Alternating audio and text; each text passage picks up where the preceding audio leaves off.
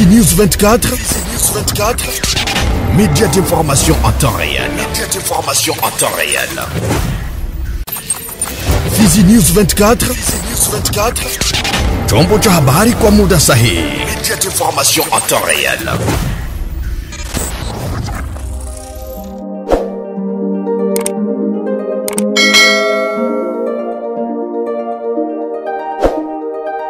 Amani ya Mwenyezi Mungu yu pamoja nawe mtazamaji wa TV Fizi News 24. Matumaini yetu ni kwamba unakuwa mzima wa afya buheri. Ambatana nasi katika matangazo ya leo. Natasha Mingo Andrea ni mtangazaji wako. Tunakutangazia toka mashariki mwa DRC, jimbo ni Kivu Kusini. Tuangazie habari hizi tukianza na habari za elimu. Masuala ya tasnifu ni wanafunzi 1044 mkato 339, wakiwemo wasichana 22 mkato 290 na wavulana 22 mkato 039 wanashiriki katika mitihani ya hali ya nche ya darasa katika jimbo la elimu la Kivu ya kwanza. Uzinduzi wa mitihani hii umefanyika Jumatatu hii Juni 2 mwaka tulimo katika jiji la Bukavu. Kulingana na mkaguzi mkuu wa mkoa, wanafunzi waliosajiliwa kwa mitihani hii walisambazwa katika vituo 111 vya mitihani, vikiwemo 48 vya jiji la Bukavu na vituo 63 vya ndani. Majaribio haya ya nche ya kikao huanza na tasnifu ambayo inachukua pointi 10 kwa chaguo fulani na pointi 5 kwa chaguo za kiufundi. Isipokuwa mwaka huu tasnifu imewekwa alama kati ya pointi 8 za walimu. Hii inafuatwa na ripoti ya tarajali ya pointi 4 na somo la huma lenye pointi 3, alisema kuhusu chaguzi za kiufundi katika kikao cha kuchukua pointi 65 na kitafuatwa na vipimo vya jadi. Jean-Marie Mwayese anawaalika wanafunzi kufuata maadili na taaluma ya mkuu wa kituo ili kuondoa hofu na kujiamini kwa kuwa na mshikamano na hata inapotokea shida. Kwa upande wake, gavana wa mkoa wa Kivu Kusini chini ya bango la AFC M23 ambaye amezindua majaribio haya alihakikisha usalama na uendeshaji mzuri wa majaribio haya katika mkoa wa kielimu wa Kivu Kusini ya kwanza. Emmanuel Liberato alisema wa kandidati ni kwa encourager jikaze ili waweze kutufurahisha siku ya maresultat bajikaze parce que hakutakuwa un chambardement wala kukue insécurité ya kutroubler hii maevenement zenye zinaanza leo. Ni kitu kia muhimu watoto wetu wamalize masomo bila tatizo ili twende mbele. Kwa siku ambazo watakuwa kufanya mtihani, ndio sécurité iko garantie. Mina waambia wazazi wawe calme. Tunawaambia kama watoto wanaanza leo watamaliza après les 12 jours. Mitihani ya jimbo hufanyika katika hatua 3, ikiwa ni pamoja na usajili wa wanafunzi ambao unahusisha kuangalia mafaini yao na kuwasilisha majaribio ya awali, mitihani ya nche ya kikao na hatimaye kikao cha kawaida kinachopangwa kufanyika mwishoni mwa Julai. Ikumbukwe kwamba hazina ya umma iligharamia gharama za ushiriki wa wanafunzi waliohitimu mwaka huu kote Jamhuri ya Kidemokrasia ya Kongo. Tunabaki tu katika sekta ya elimu. Wanafunzi wa shule ya sekondari ya Kabare haswa na wa jimbo la Kivu Kusini kwa jumla wanaitwa kuwa na bidii, matumaini na ujasiri wakati wa shauku ya majaribio ya nche ya kikao cha mitihani cha serikali inayozinduliwa Juni 2 mwaka tulimo. Ujumbe uliozinduliwa na naibu wa taifa wa eneo la Kabare Serge Lukwebo kutoa salamu za ujasiri kwa wanafunzi, wazazi wakuu wa taasisi na walimu ambao licha ya kunyimwa mishahara yao wanaendelea kujitahidi katika sekta hiyo. Mwisho anawataka wahitimu waweze kuwa na imani, haki na mafanikio katika kutumika kwao. Habari zingine ni kwamba kuinua kipimo katika sekta mbalimbali. Hali ya utulivu tena katika eneo la Nganda na baa za Bukavu imeonekana kuwa shwari kwa faida ya wenyeji wa viwanda vya pombe. Tofauti na muda uliowekwa hapo awali ya kufungua, wameonekana kufurahia maboresho yaliyochukuliwa na serikali mnamo siku zilizopita. Mnamo mahojiano na watangazaji, walisema ni faida kwao. Utoaji wa eneo la kupumzika baada ya saa kwa mara nyingine tena unakuza starehe ya amani katika Nganda na bar kadhaa katika jiji la Bukavu. Hapo awali ilitatizwa na hatua inayokataza kufunguliwa kabla ya saa 10 ya jioni. Wamiliki kadhaa wanafurahi kwamba hatua hii imeondolewa kwa kuwa haifai kwa mazingira ya sasa ya kiuchumi na usalama. Kesi hiyo ni ya kiongozi mkuu wa Kabanda ambaye anasisitiza kwamba hii tayari inawaruhusu kutoa wakati wa kupumzika, mikutano ya kirafiki au miadi kwa wateja. Inatambulika kwa mtindo wake wa hali ya juu zaidi. Kabanda kwa mara nyingine inatoa mazingira rasmi zaidi pamoja na huduma zingine kadhaa kwenye tovuti. Tunashukuru wakunywa pombe walituambia wanashukuru. Juu walikuwa na maproblem kidogo za kusema tutatoka ile ya partir ya 16h. Huko batu beifo barudie one legenda. Bakianza pombe 16h tafika 18h mtu yasikia well. Na huko batu bemanatumikaka busiku abatumikake mchana. Anaweza kunywa kapombe kake 13h, 12h, 14h, 15h, anaenda mkazi yake ya 18h anakunywa 4 bière.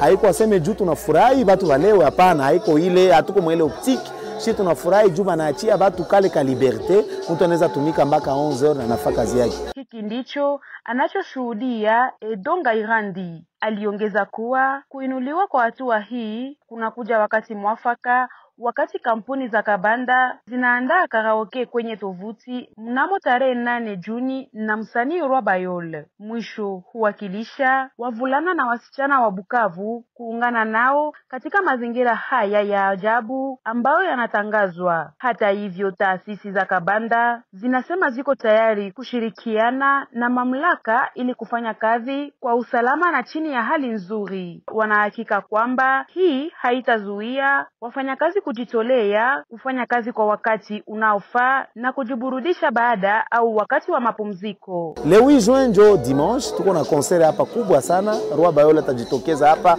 atakuwa hapa kukabanda na tunaita batu yote gisi mnakuwaka na system ya kutusutenir. Roi Bayol iko na 3 mois iko Bukavu, anarudia kukabanda avec le soutien de Moudede. Tutajiproduire hapa na ile live itakuwa sans pareil. Kama ukumbusho, naibu gavana anayesimamia masuala ya kisiasa na kiutawala alikuwa amepiga marufuku funguliwa kwa Nganda na bar kabla ya saa 10 jioni isipokuwa weekend. Habari za kijamii.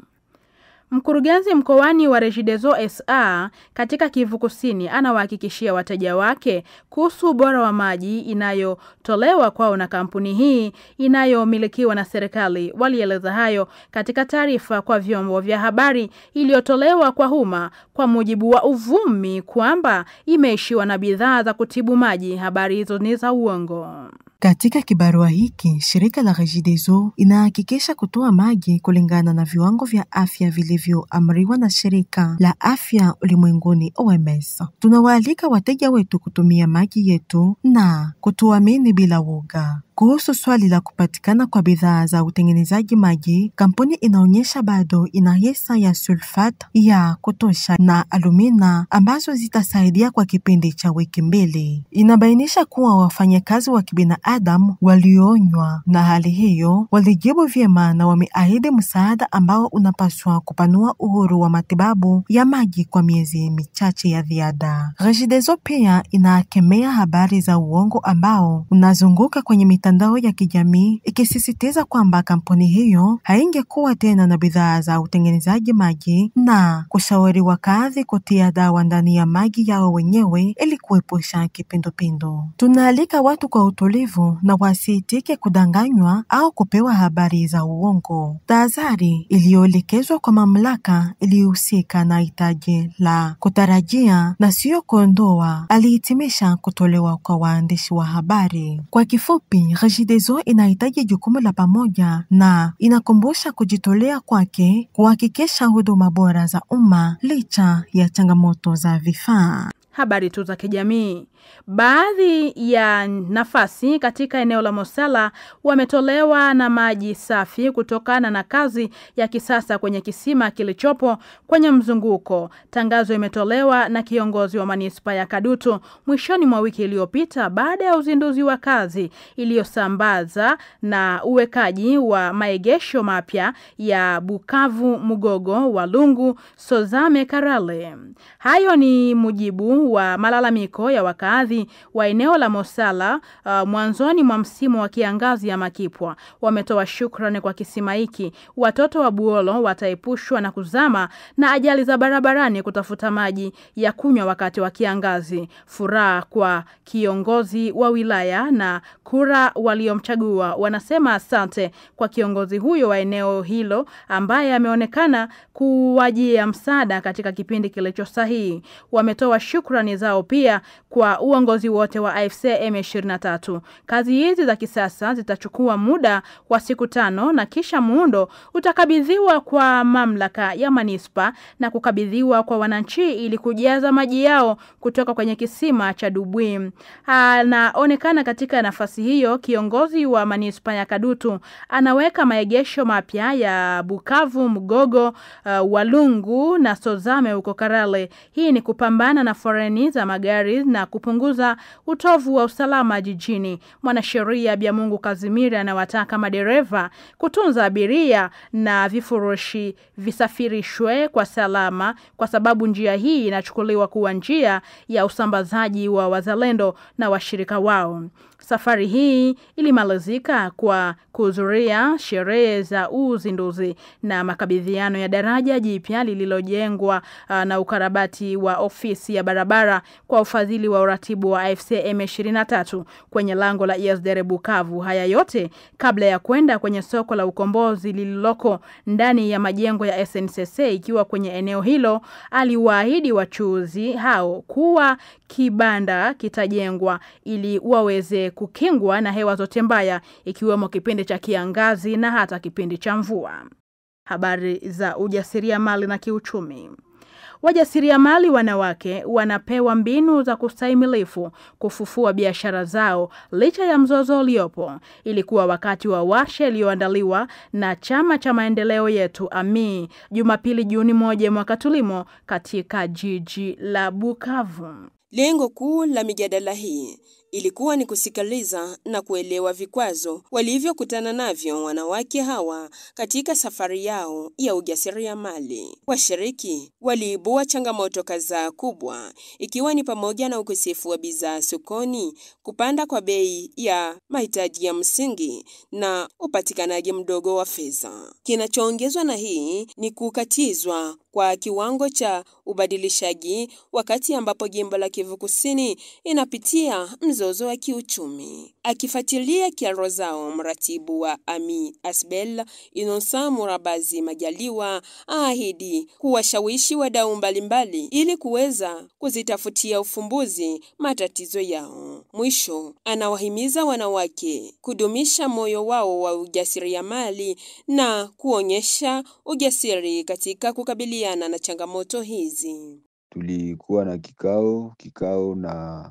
wamama ambao wanafanya kazi za mikono, kazi za uchuruzi kidogo kidogo. Ni hiyo maproblemu mbalimbali ambazo wametuonesha, na kupitia hiyo sisi kama vile kunzi ya maendeleo tunasikia malalamiko yao na tunawaahidia kwamba tutaipeleka kuwahusika, tutatafuta wahusika wafadhili ambao tunaweza kufikiria namna gani tunaweza kupata solution kwa hizi problem. Puisque katika shida hawapashwe kubakia wanakuraze mikono, tunaomba wabakie wako wanapiganisha na kuangalia namna gani gisi ya kumonte madefi, contraints, anatanda gisi solution itaenda iko inapatikana pole pole. Maana shida iko ni kuyua gisi sote pamoja tutajiadapte mwa hii hali yenye tukwamo. Hisia ya kuridhika kwa washiriki wanaojitolea kutumia dhana zilizopatikana kutekeleza shughuli zao. Kama ukumbusho, warsha hii ni sehemu ya mbinu inayolenga kusaidia wajasiriamali wanawake katika jitihada zao na kujiendelesha kiuchumi kwa nia ya kushiriki katika maendeleo ya jimbo la Kivu Kusini. Habari za kijamii. Wagonjwa kutoka kituo cha afya cha Vavasori na Faraja Polyclinic ya huko Panzi wamepokea chakula kama ishara ya mshikamano, hatua iliyofadhiliwa na Jemba Foundation iliyochukua fursa hii kulipa bili ama fakturi za baadhi ya wagonjwa. Ilikuwa ni wakati wa utume ulioandaliwa na taasisi hii weekend iliyopita katika sehemu hii ya jiji la Bukavu. Hii ni njia ya kuwasaidia wagonjwa katika kituo cha afya cha Vavasori na Polyclinic Faraja ya Panzi, ambapo walipokea sukari, mchele, sabuni na vingine, ili kuwasaidia katika mahitaji ya chakula. Kulingana na Bibi Magi Kizungu, makamu wa mratibu wa msingi huu, ishara hii ni sehemu ya msaada ya kila mwezi iliyoandaliwa na Jemba Foundation kwa niaba ya wasiojiweza. Pia anaonyesha kwamba kwa wakati huo wagonjwa wengine kutoka kituo cha matibabu cha Yesu Anaponya walifaidika na malipo ya bure ya matibabu kwa ajili ya uponyaji wao. Fursa kwake kuwaita watu wa moyo mwema kufuata hatua hizi za Jemba Foundation, haswa katika kipindi hiki kigumu kwa ajili ya idadi ya watu wa mji wa Bukavu. Ya action tunazoaka tuifanya na ni kwa sababu tuko na ile moyo ya kuwakumbuka wengine, surtout mwa hii situation ya nchi yetu kwa masiku. Tuliona ile kidogo tukileta itawasaidia wagonjwa nao, ndio kwa maana tulifika tena leo hapa. Kitendo hiki kinawafurahisha waliofaidika na msaada huo, ambao wanasiwa kwa viongozi kuingilia kati katika wakati huu ambapo wanapitia janga tofauti. Ni kushukuru Fondation Jemba kukuya tuangalia na kukuya angalia wagonjwa. Ni kusema wagonjwa babiko mu difficulté gani yenye iko kuna kutana tunatunza bagonjwa wanakosa makuta za kulipa fakturi, na tunatunza wagonjwa unakutana tuko natunza mgonjwa mehana chakula ya kukula mu hospitali, lakini ile kidogo ya mnaleta inasaidia na tunawashukuru kwa hiyo. Vraiment tunashukuru sana Fondation Jemba kwa postola ambayo inatufanzia hapa kwetu ku Centre de Santé Vavasori. Vraiment tunashukuru na Mungu aendelee kubariki. Isipo ya kwanza wala ya pili wala ya mwisho kiatuna tuvizite. Paske population yetu kosagi senye iko chini sana, haina mamwaye. Tunashukuru vraiment. Shida yenye tunapitia hapa sana, maepidemi ziko za mingi. Huku kwetu makolera, diare ziko za mingi. Na sawa naleta vile bagonjwa hapa kwetu. Shida yenye iko bagonjwa biko chini, biko naweza kulipa. Kama ukumbusho, Jemba Foundation ni shirika la kimataifa la vitendo vya misaada kililoko mjini Bukavu na jimboni Kivu ya Kusini. Vile ina hatua kadhaa kwa niaba ya watu walio katika mazingira magumu. Habari za utamaduni. Kwa lengo la kukuza vipaji vya wasichana wadogo na wavulana katika sekta ya utamaduni, kituo cha utamaduni na sanaa cha Delindaro kimezindua mradi hivi punde maendeleo ya ubunifu wa kitamaduni wa vijana hapa Bukavu. Hii ilikuwa wakati wa mkutano na waandishi wa habari uliofanyika Jumatatu hii Juni 2 mwaka tulimo katika jiji la Bukavu.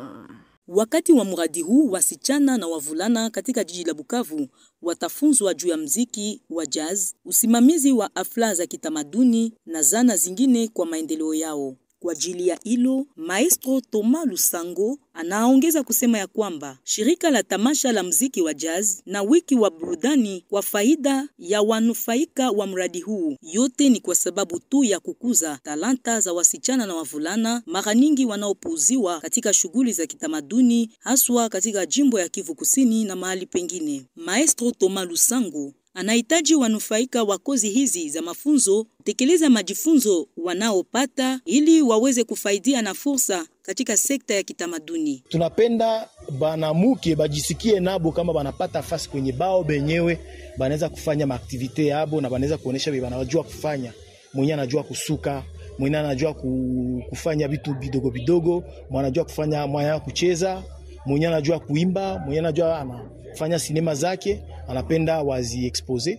Sinema ziwe za Swahili, za Kifaransa ama za Kiingereza, tuko nazo besoin kama ni mwanamke wa Bukavu alifanya. Kumbuka kuwa mradi huu ni sehemu ya program ya Jeunesse Creative inayotekelezwa na shirika la Uwezo Afrika pamoja na shirika la Ubeljiji wa ushirikiano wa kimataifa Annabel. La ziada hatuna, msikilizaji wetu. Ni hapo ndipo tunatamatisha matangazo yetu ya leo. Hatuna budi kusema asante uliokuwa nasi mwanzo hadi tamati wa dira hizi. Mungu atubariki sote. Alamsi. Fizi News 24, média d'information en temps réel. Fizi News 24, chombo cha habari kwa muda sahihi. Média d'information en temps réel.